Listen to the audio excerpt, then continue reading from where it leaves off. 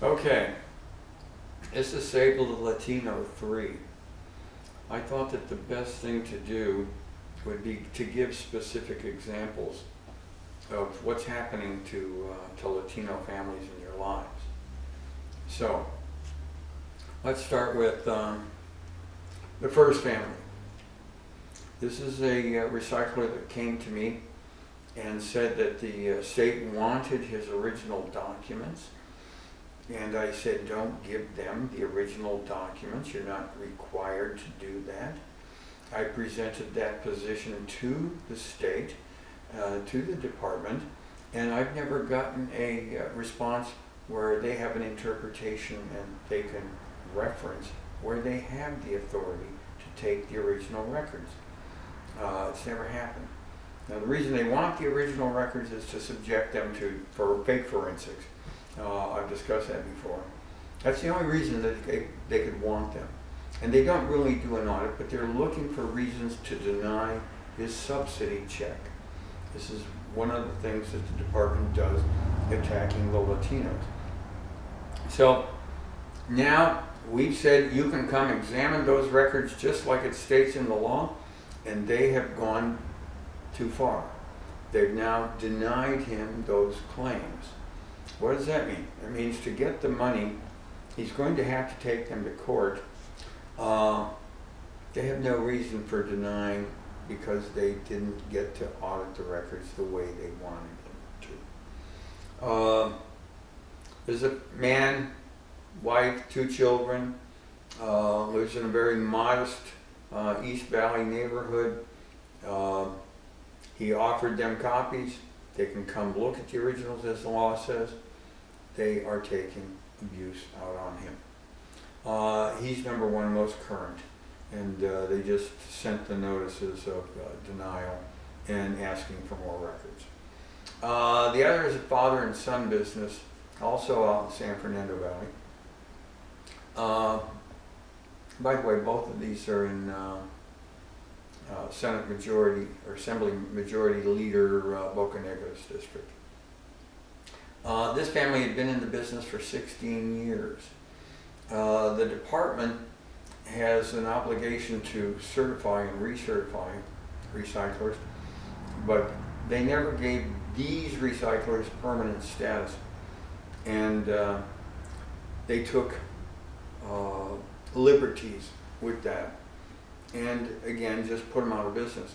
The accusation is very suspect. Basically, they're accusing them of fraud while they were watching them. So how did that occur? And I think if we got into the analysis of what they did, it wouldn't pass muster.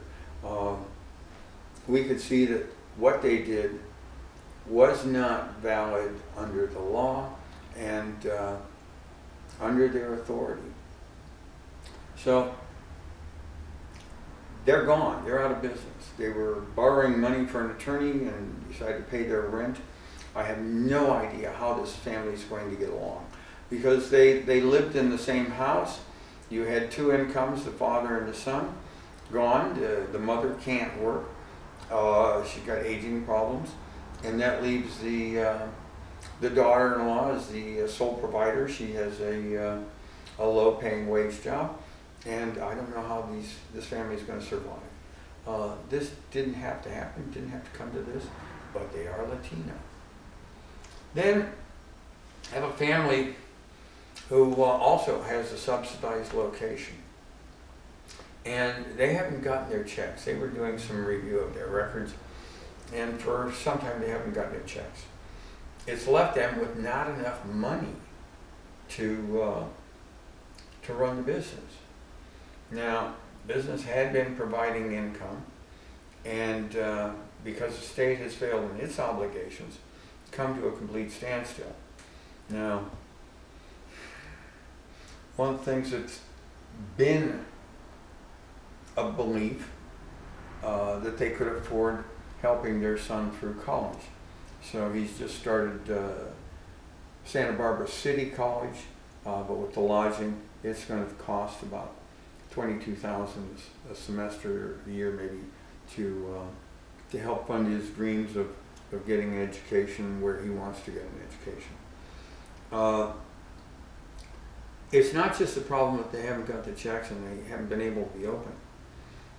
This is going to have a significant detrimental effect on their income in the future because the subsidy checks won't be there. This is all brought about by the state. This is why you cannot trust the state to do things properly, and if they don't do things properly, you must have a system in place to get immediate relief. And the last thing I want to say about saving the Latinos is that Latinos need to learn to save themselves. I've had this conversation with many Latinos about how they don't want to get involved, how they don't want to help each other out. Guys, it's time to come together. It's time to unify. It's time to speak out on behalf of each other. And in this case, these families who are having their lives destroyed by a state agency that doesn't need to do that. It does say in the law that they are required to help and assist you. They choose not to do that. Let's get them investigated. Let's get them audited. Let's get this stopped. Let's get it exposed to the legislature and let's fix this law. Save my Latinos. Thank you.